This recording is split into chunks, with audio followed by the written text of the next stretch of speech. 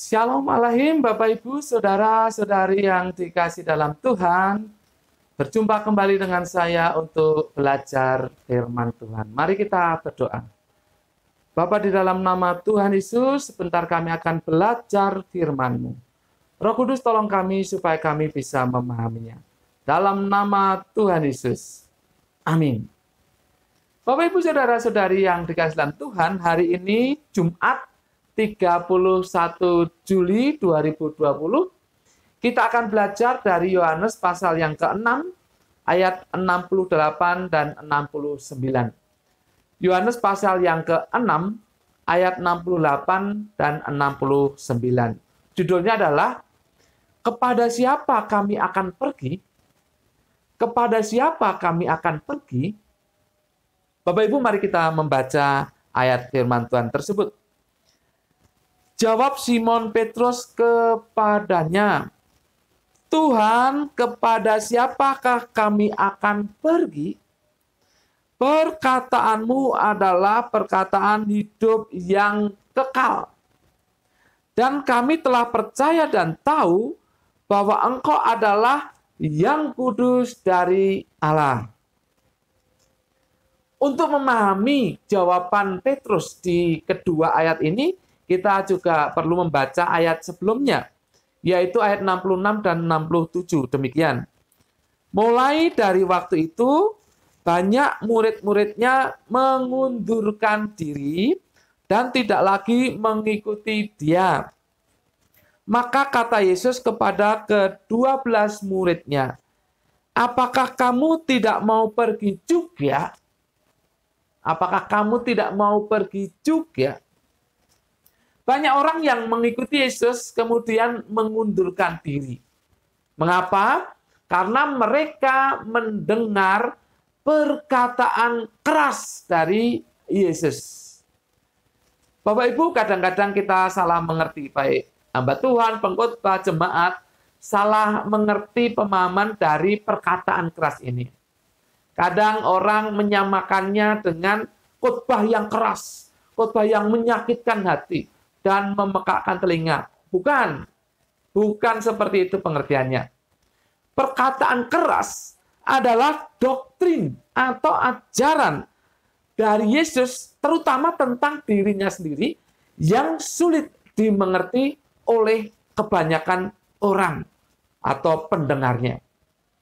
Salah satu contohnya ada di ayat yang ke-51, di mana Yesus mengatakan bahwa Dia adalah roti hidup yang turun dari surga. Ini perkataan yang keras, sulit dimengerti pendengarnya. Perkataan keras. Bapak Ibu Saudara-saudari yang dikasih dalam Tuhan, karena banyak orang yang mengundurkan diri, maka Yesus menantang ke-12 muridnya itu. Kamu tidak pergi juga. Kamu tidak pergi sama seperti mereka pergi. Yesus menantang ke-12 muridnya itu. Tetapi jawaban Petrus menarik di ayat yang kita baca tadi. Ada dua hal jawaban Petrus ini. Yang pertama adalah mengenai perkataan Yesus. Perhatikan ayat yang ke-68 tadi. Jawab Simon Petrus kepadanya, Tuhan, kepada siapakah kami akan pergi? Perhatikan ini, perkataanmu adalah perkataan hidup yang kekal. Petrus menjawab, Yesus, perkataanmu itu perkataan hidup yang kekal. Kepada siapa lagi kami akan pergi? Padahal menurut banyak orang, perkataan Yesus perkataan yang keras. Keras. Tapi menurut Petrus, perkataanmu Yesus itu perkataan hidup yang kekal. Bapak Ibu, kata hidup dipakai di sini dalam bahasa Yunani adalah zoe. Ini lebih banyak diartikan hidup secara rohani. Oleh sebab itu sering dikontraskan dengan bios, yang adalah hidup secara jasmani. Perkataan Yesus adalah perkataan yang membawa kepada kehidupan rohani, kata Petrus. Perkataanmu Yesus itu membawa kehidupan rohani. Apalagi di sini ditambah dengan kata kekal. Jelas menunjuk pada kehidupan rohani. Jadi jawaban Petrus pertama ini mengenai perkataan Yesus. Yang kedua, mengenai pribadi Yesus sendiri. Perhatikan ayat yang ke-69 tadi. Dan kami telah percaya dan tahu bahwa engkau adalah yang kudus dari Allah. Yang kudus dari Allah, apa artinya ini? Kalau Bapak Ibu membaca ayat paralelnya di Matius 16 ayat 16, di sana dikatakan bahwa Petrus mengaku bahwa Yesus adalah Mesias.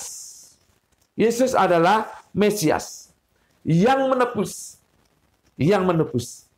Jadi Petrus mengakui, kami tahu dan kami percaya bahwa engkau yang kudus dari Allah. Engkau adalah Mesias yang dijanjikan oleh Allah. Engkau adalah penebus yang dijanjikan oleh Allah.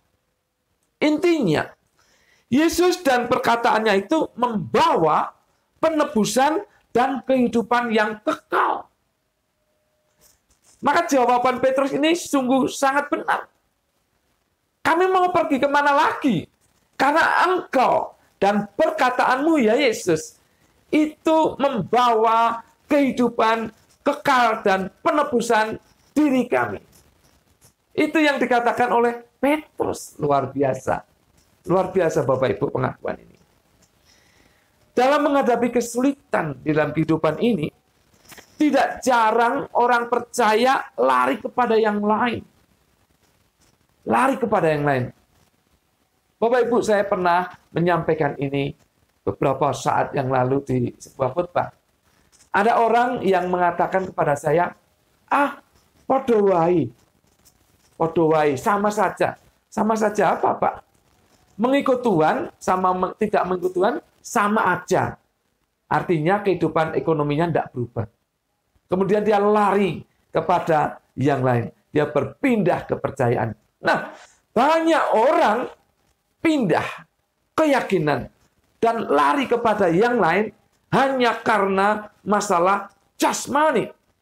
Hanya karena kehidupannya diliputi dengan masalah ekonomi dan keuangan atau masalah yang lain, yang perkara-perkara jasmani yang diungkapkannya. Bapak Ibu, seringkali demikian. Orang lari kepada yang lain. Lari kepada yang lain. Kalau masih kuno, itu lari ke dukun. Lari ke Gunung Kawi. Untuk apa? Untuk menerima jawaban atas persoalan jasmaninya. Tetapi Petrus mengingatkan kita supaya jangan lari kepada yang lain. Kenapa?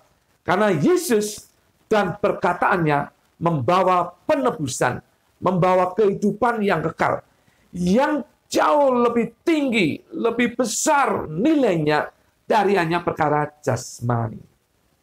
Bapak Ibu, jikalau Anda saat ini menghadapi masalah jasmani, apapun itu, jangan lari kepada yang lain. Jangan lari kepada sesembahan yang lain. Bodoh itu namanya.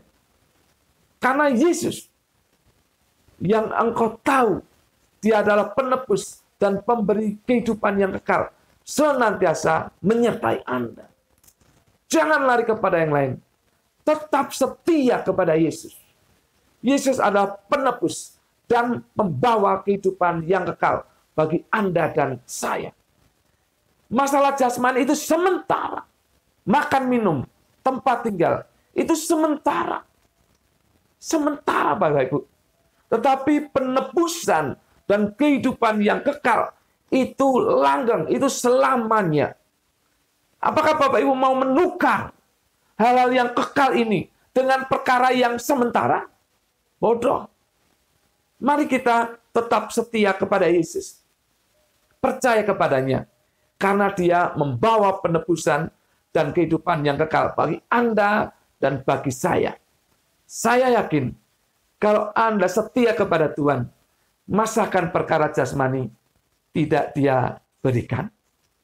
Karena dia sudah setia dengan Anda dalam kehidupan rohani. Jasmani akan mengikuti. Sekali lagi mari setia kepada Yesus. Karena pribadi Yesus dan perkataannya adalah membawa penebusan dan kehidupan yang kekal. Amin. Mari kita berdoa. Bapa, dalam nama Yesus, terima kasih atas firman-Mu, teguran bagi kami, supaya kami tidak lari kepada yang lain. Sekalipun kami menghadapi masalah jasmani, ekonomi, keuangan, dan yang lainnya. Tapi kami setia kepada Yesus. Karena Yesus dan perkataannya membawa penebusan dan kehidupan kekal bagi kami. Perkara jasmani itu perkara gampang bagi Yesus. Dan kami yakin Yesus akan menolong kami, mencukupi dan memberkati kami. Terima kasih Bapa. Kami mengucap syukur atas firman-Mu. Dalam nama Tuhan Yesus, kami berdoa dan mengucap syukur. Semua yang percaya, katakan amin. Tuhan memberkati Bapak, Ibu, Saudara-saudari senantiasa.